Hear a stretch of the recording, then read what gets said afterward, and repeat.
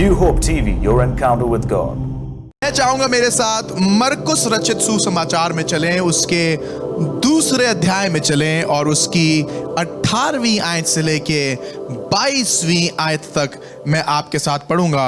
मरकुस 2 उसका 18 से लेके उसका 22वां पद लिखा है, यूहन्ना के चेले और फरीसी उपवास करते थे, सो उन्होंने आकर उससे कहा कि यूहन्ना के चेले और फरीसी के चेले क्यों उपवास रखते हैं, परंतु तेरे चेले उपवास नहीं रखते।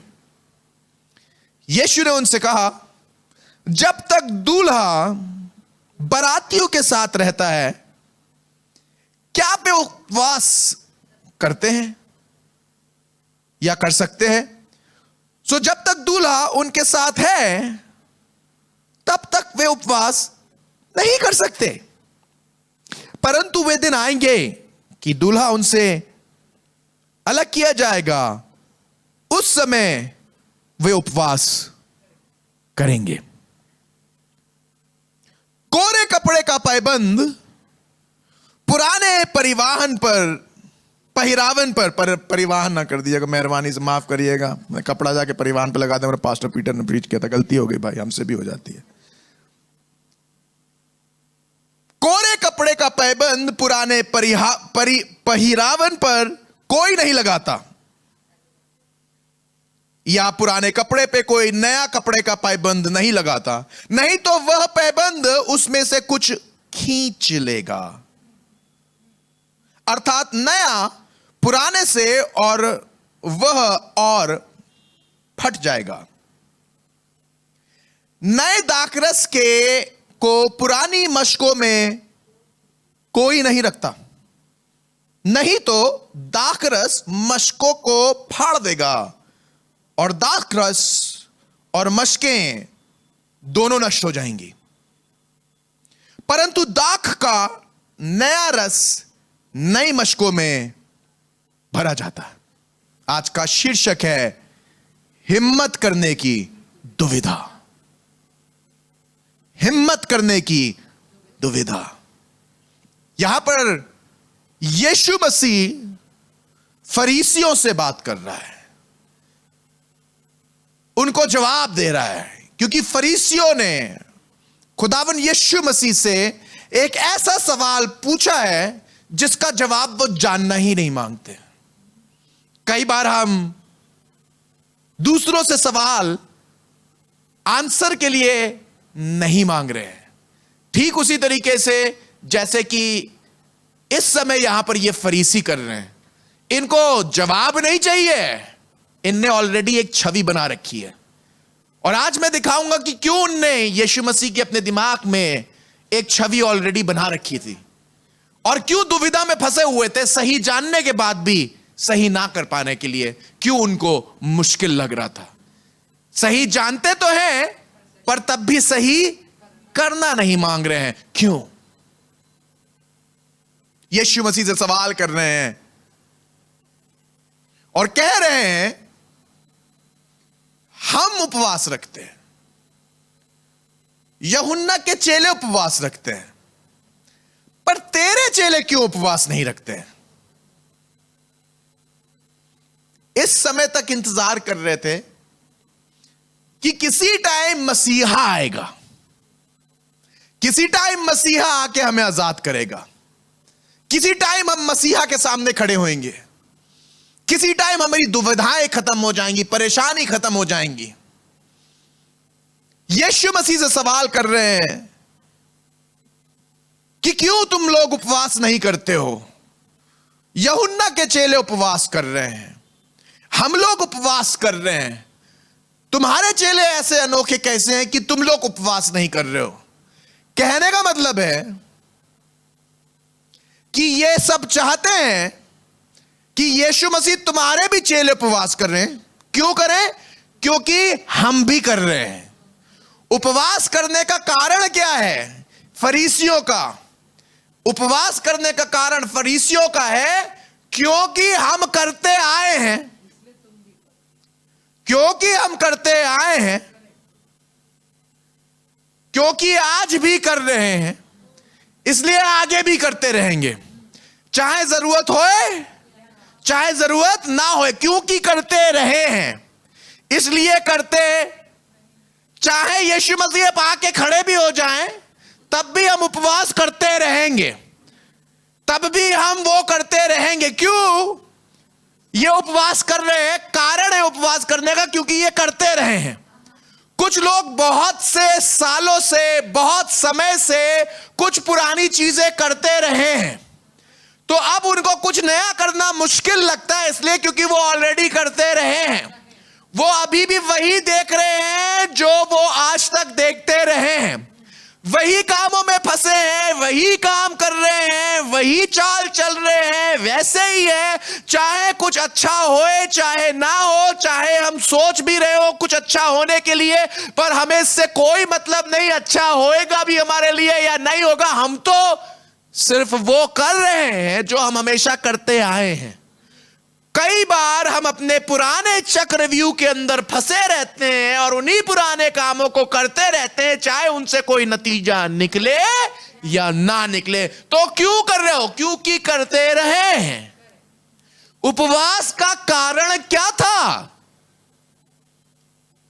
फरीसियों के दिमाग में हम उपवास इसलिए कर रहे हैं क्योंकि हम करते रहे, सदियों से करते रहे।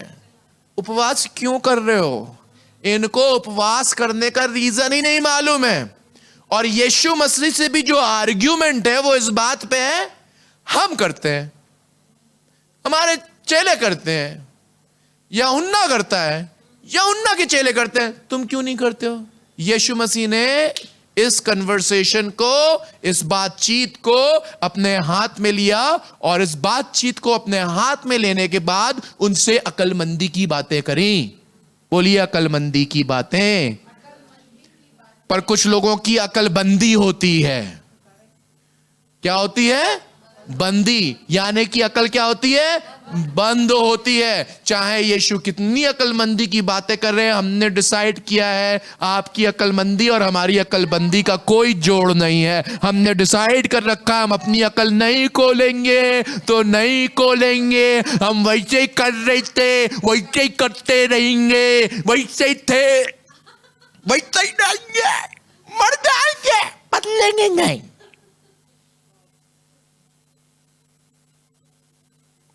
We don't want to change.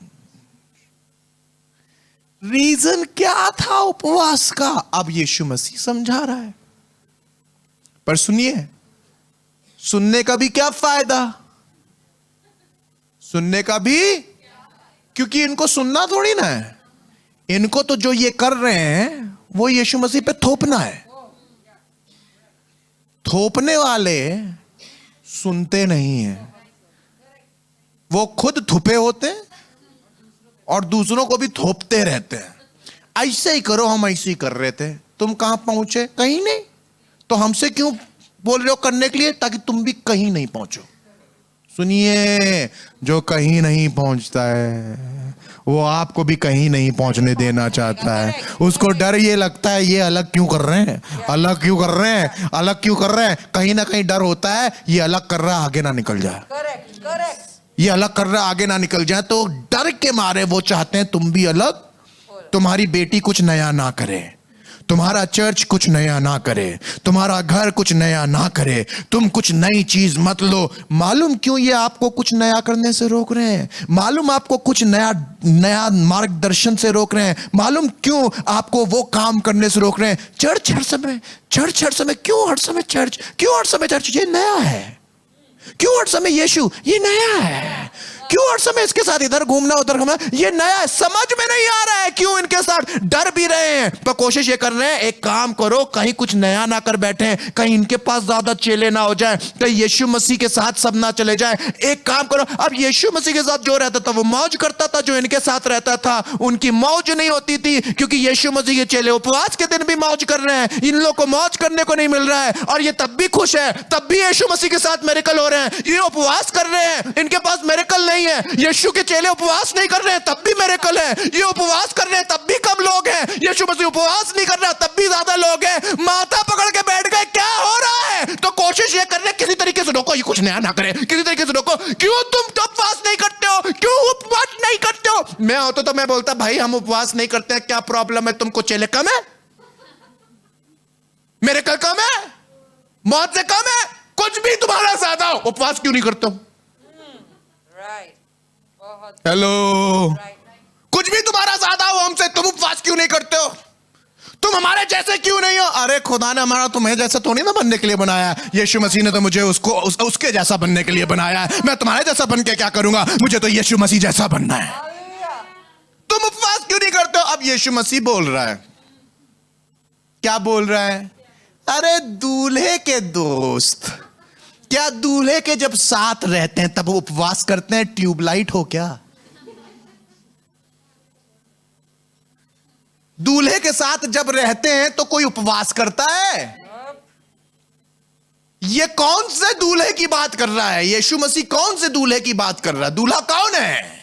प्रकाशित वाक्य में आप पढ़ते हैं दूल्हा दुल्हन लेने के लिए आएगा, अर्थात यीशु मसीह दुल्हन लेने के लिए आएगा। वो ये कह रहा है दूल्हा खुदा का बेटा है, आसमान का बेटा है, वो दूल्हा मैं हूं। तुम उपवास इसलिए करते थे आज तक कि दूल्हा आ जाए, दूल्हा साथ में रहे, दूल्हा तुम देख पाओ, दूल्हे के साथ घूम पाओ। आज दूल्हा तुम्हारे साथ है, तुम्हारे साथ चल रहा है। आज तक उपवास कर रहे थे कि खुदा दूल्हा दे, खुदा दूल्हा दे, अब दूल्हा दे दिया, तुम बोल रहे अभी भी उपवास करेंगे।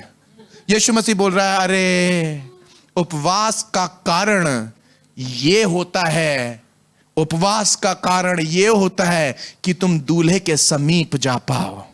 उपवास का कारण यह होता है कि तुम दूल्हे के समीप जा पाओ। पर इनके दिमाग में उपवास का कारण यह होता है कि उपवास हम हुक्म मानने के लिए कर रहे हैं, वो भी किसके? जो हम लोग ने अपने लिए खुद बनाए हैं। ये उपवास इसलिए नहीं कर रहे हैं कि दूल्हा खुश होए, ये उपवास इसलिए नहीं कर रहे हैं कि दूल्हा प्रकट होए, ये उपवास इसलिए नहीं कर रहे हैं ताकि इनका रिलेशनशिप दूल्हे से सही हो। ये तो उपवास इसलिए कर रहे हैं क्योंकि ये हमेशा से करते आए हैं। ये उपवास इसलिए कर रहे हैं क्योंकि इनके बापों ने ये सिखाया उपवास करना है। उपवास आज भी कर रहे हैं, किस लिए कर रहे हैं मालूम नहीं है, पर क्यों कर रहे हैं? क्योंकि सिखाया गया है। ये बेसिक पॉइंट खो बैठे थे उपवास का।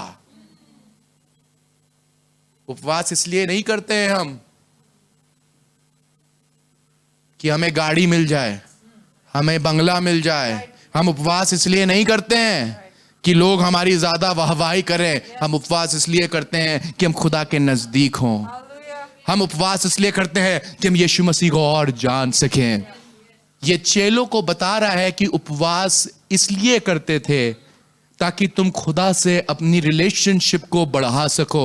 आज खुद खुदा तुम्हारे बीच में है, तुम कौन से उपवास की बात कर रहे हो? उपवास मेरे चेले करेंगे, पर तब जब मैं वापस यहां से उठा लिया जाऊंगा।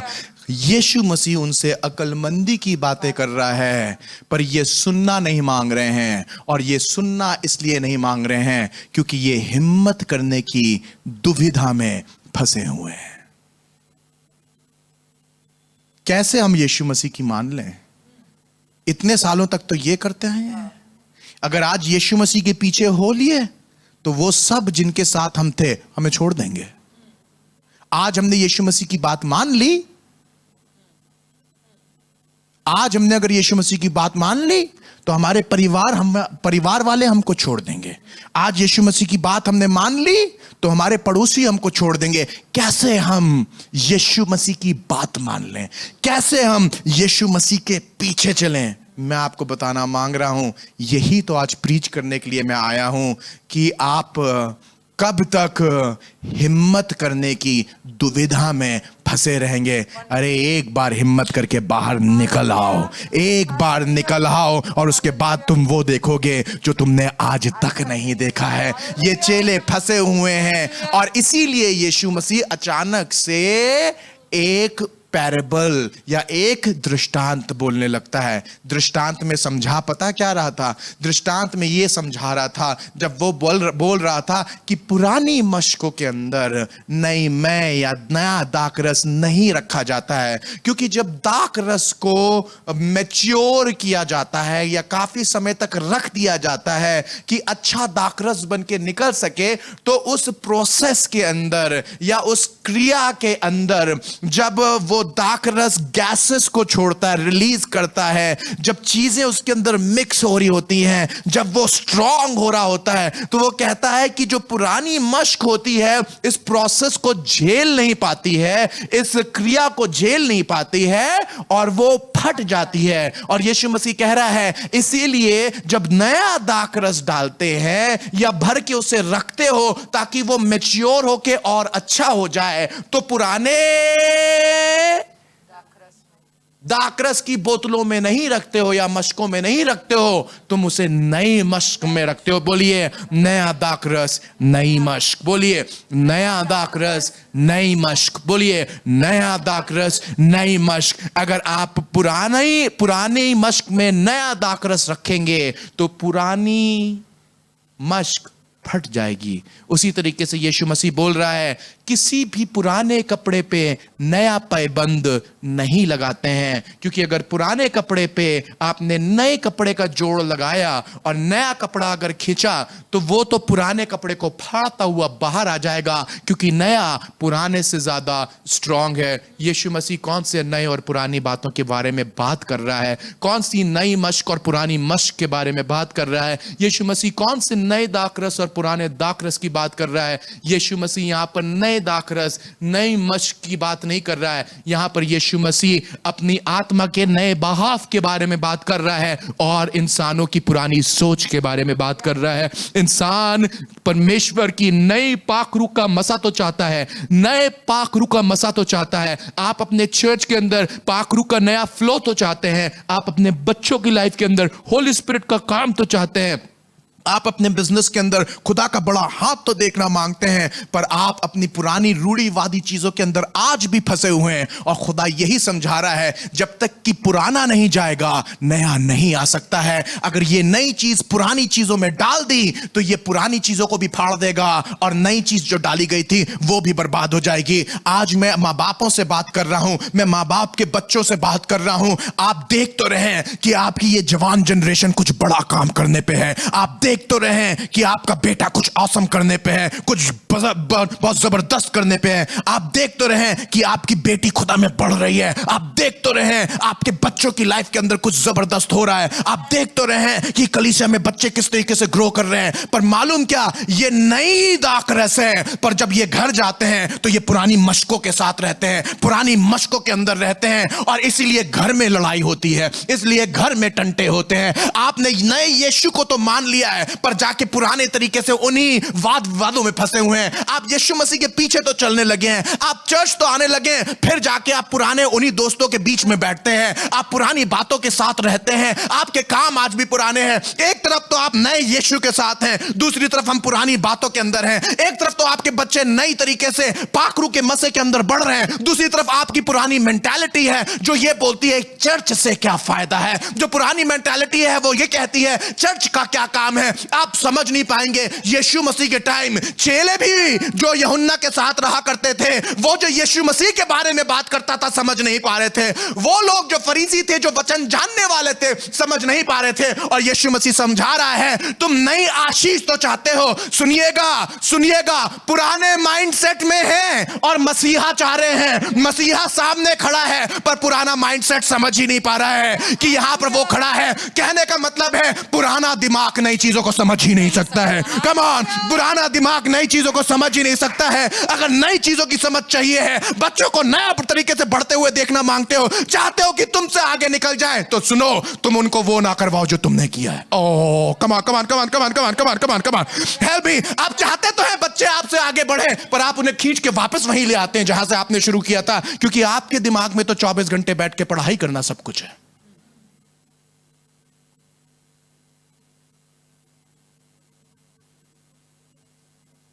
आपके पापा ने आपको यही सिखाया था। चर्च ठीक है, इतना नहीं कि पढ़ाई खराब हो जाए। आप नई चीजों को समझ ही नहीं पा रहे हैं, आप नए मूव को समझ ही नहीं पा रहे हैं, आप नए डायरेक्शन को समझ ही नहीं पा रहे हैं। कल मैं एक बाप से बात कर रहा था और मैं उसको समझा रहा था, ये नई दाखरस है, जब ये तुम्हारे घर में जाता है तुम उसको पुरानी मश्क में भर देते हो और तुमको समझ में नहीं आ रहा है, तुम भी बर्बाद हो जाओगे, तुम्हारा बेटा भी बर्बाद हो जाएगा, क्योंकि तुम्हें इस बात की समझ नहीं है कि नए के साथ पुराना नहीं जाता है। यीशु मसीह के चेले यीशु के साथ हैं, पर वो चेले जो यीशु को पहचानने से इनकार कर रहे हैं, उसके नए चेलों को वो करने के लिए उकसा रहे हैं जो वही कर रहे हैं। पर एक बात बताऊं, जिसने नया चख लिया है, जिसने नया चख लिया है, वो पुराने की तरफ कैसे चला जाएगा? कम ऑन, कम ऑन। जिसने, इसीलिए तो वो परेशान थे, कह रहे थे देखो पूरा जमाना उसके पीछे हो लिया। कम ऑन, हमारे यीशु के पीछे पूरा जमाना हो लेगा। बात यह है कि बहुत से लोग जो साथ के हैं, सुनिएगा, जो साथ के हैं वो पीछे होते चले जा रहे हैं, और वो जो साथ नहीं थे वो आगे चलते चले जा रहे हैं। वो जो जिंदगी भर यीशु यीशु करते रहे वो उसको पहचान नहीं पा रहे हैं, और वो जो यीशु से दूर थे यीशु के पीछे हो लिए हैं। कितनी शर्मनाक बात होएगी, आप जो यीशु यीशु करते हैं, आप जो बाइबल पढ़ते हैं, आप जो चर्चेस में रहते हैं, आप जो चर्चेस के सेक्रेटरी रहे हैं, आप जिन्होंने बहुत जगह गाना गाया है, आप जो बहुत बड़ी बड़ी बातें सुनते हैं, आप जिन्होंने बहुत बड़ी कॉन्फ्रेंसेस करी हैं, आप पीछे रह गए और सेवा में ना आगे बढ़ पाए, लाइफ में आगे ना बढ़ पाए। पर वो जो बस अभी आए हैं, अभी चखा है, वो पाक रूह से भर गए हैं। आपको खराब लगता है वो पाक रूह से भर गए हैं, आपको खराब लगता है वो आगे बढ़ गए हैं, आपको खराब लगता है ये हमसे आगे निकल गए। आपको खराब क्यों लगता है? वही आसमान का खुदा आपसे और मुझसे बात कर रहा है और कह रहा है, क्या कोई बाप जब अपने बच्चे से मछली मांगे तो उसे सांप देगा? ना ना, ऐसा नहीं हो सकता है। फिर यीशु कहने लगा, तुम जब खराब होके अपने बच्चों को अच्छी चीजें देना मांगते हो, तो जब तुम मुझसे पवित्र आत्मा मांगोगे तो क्या मैं तुम्हें नहीं दूंगा? बात तो यह है कि तुम उनके पवित्र आत्मा पाने से जल रहे हो, पर तुम पवित्र आत्मा पाने के लिए कुछ नहीं कर रहे हो। क्यों? क्योंकि तुमने अपने दिमाग में बैठा रखा है, जो मैं कर रहा था वैसे ही करूंगा, जैसे मैं चल रहा था वैसे ही चलूंगा, मैं नहीं बदलूंगा, और जो बदल रहा है उसकी भी टांग खींच के उसे नीचे कर दूंगा। मैं बर्बाद हो गया, मेरा घर बर्बाद हो गया, रगड़ रगड़ के मैंने अपनी लाइफ निकाली, किसी तरीके से चल रहा है, कट रहा है। मैं चाहता हूं बाकी जो हैं वो भी चलें, कटें और आगे ना बढ़ें। माफ करिएगा, हार्ड वर्ड है, but you need to hear it. नया काम देखना मांग रहे हो? नया काम देखना मांग रहे हो? पुराने तरीके से अपनी लाइफ को देखिए। पुराने तरीके से जो आपने इतने सालों तक किया, आप वो खा रहे हैं, अब वही चीज अपने बच्चों के ऊपर थोप रहे हैं। और आपको मैं बताना मांगता हूं, अगर वही चीज आपने अपने बच्चों के ऊपर थोपी तो वही जो आपके साथ हुआ उनके साथ होएगा। पुराने कामों से पुराने ही रिजल्ट मिलते हैं, नए नहीं मिलते हैं। नए रिजल्ट पाने के लिए आज नया काम करने की जरूरत है। आज हमें ऐसे माँ बाप की जरूरत है जो अपने बच्चों को बोले, बेटा आगे जाओ, खुदावन यीशु मसीह के पीछे जाओ। पर इन चेलों की तो आदत है, हम उपवास करते हैं। क्यों करते हैं मालूम नहीं, करते हैं। इनको तो ये भी नहीं मालूम है ये जो कर रहे हैं क्यों कर रहे हैं। मम्मी ने बोला था, इसलिए हम भी आज वही कर रहे हैं। मैं आपको बताना मांग रहा हूं, जब तक हम अपने पुराने विचारों को बदल के नए विचारों को जो हमारे परमेश्वर के इस वचन के द्वारा आते हैं अपने दिमाग में नहीं डालेंगे, हम किसी नई चीज को नहीं देखेंगे। पर अगर हम अपने दिमाग को इससे बदल लेंगे तो परमेश्वर सब कुछ बदल सकता है। हमारे घर को बदल सकता है, हमारे बच्चों को बदल सकता है। मैं सही बताना मांग रहा हूं। मेरा बच्चा मार्क पीछे बैठा है। कोरोना वायरस की प्रॉब्लम से होके गया, अपेंडिसाइटिस की प्रॉब्लम से होके गया, तकलीफों से होके गया, बीमारी में रहा, अस्पताल में अकेला एडमिट रहा, उसके बाद उसको ऑपरेशन झेलना पड़ा, 3 उसके टांके लगे, तकलीफ में रहा, सीधा नहीं खड़ा हो पाया, बुखार में रहा, परेशानी में रहा, हम लोग तकलीफ में रहे। पर मैं आपको बताना मांग रहा हूं, जब रिजल्ट आएगा आप देख लीजिएगा, आसमान का खुदा उस बच्चे को उठा के खड़ा कर देगा। आपको मालूम क्यों? क्योंकि ये खुदा के साथ साथ चलता है। तरीका समझ में नहीं आएगा, कैसे पास्टर पीटर आपका बच्चा तो हर समय ड्रम बजाता रहता है, है, आपका बच्चा तो हर समय कीबोर्ड बजाता रहता है, बेस बजाता रहता है, गिटार बजाता रहता है, आपका बच्चा हर समय इन्हीं सब चीजों में इन्वॉल्व रहता है। कभी आप बर्थडे पार्टी में होते हैं, कभी आप किसी घर पे दुआ करने जाते हैं। कैसे आपका बच्चा ये वाला काम कर रहा है? मैं सही बता रहा हूं, मेरा बच्चा थोड़ी ना काम कर रहा है, आसमान का खुदा मेरे बच्चे के अंदर काम कर रहा है। जब वो खुदा के साथ चलता है तो खुदा उसके साथ साथ चलता है। पर फर्क सिर्फ आप में और मुझ में ये है कि ये नई दाखरस, ये फर्क सिर्फ इतना है कि मेरा बच्चा नई दाखरस है और वो नई मशकों में है। आपके घर में प्रॉब्लम ये है कि आपके बच्चे नई दाखरस हैं पर आप पुरानी मशक हैं।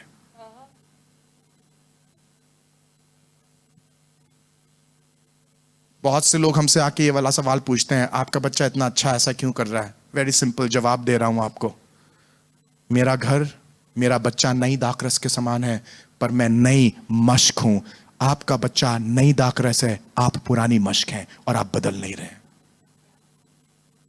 कितनी बार आपने अपने बच्चे को पीछे घसीटा है? रिजल्ट तो चाहते हैं कि इस बच्चे जैसे दिखें। खुदा का शुक्र करो सैमुअल की माँ के लिए, हन्ना के लिए। वो ये नहीं देख रही थी एली के बच्चे कितने लुच्चे हैं, वो तो ये देख रही थी एली के बच्चे चाहे कितने भी लुच्चे क्यों ना हो, आसमान के खुदा ने मेरा बेटा मांगा है, एली ने नहीं मांगा है। आसमान के खुदा ने मेरा बेटा मांगा है, उस मंदिर ने नहीं मांगा है। अगर आसमान का खुदा मुझसे कुछ मांग रहा है तो वो इसलिए नहीं मांग रहा है कि उसे बर्बाद कर दे, इसलिए मांग रहा है कि उसे बना दे। अगर खुदा ने आपके बच्चे को मांगा है तो उसे मालूम है कि वो उसे कैसे बना सकता है।